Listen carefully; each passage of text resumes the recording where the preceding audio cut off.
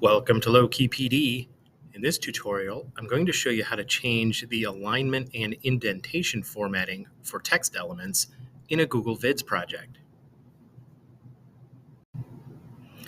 So continuing to format text elements in Google Vids, if you recognize that the alignment or indentation of certain elements might not be what you want, if you go back to the formatting menu, make sure you have something with text in it selected, align and indent, left alignment, center alignment, right alignment, justified, which basically spreads it out from left to right.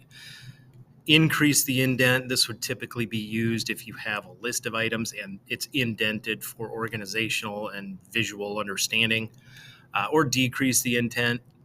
And then top indent or top alignment, middle and bottom, depending on how you want that text to appear. This is very similar to what you might find in Google Docs or Google Slides or something like that.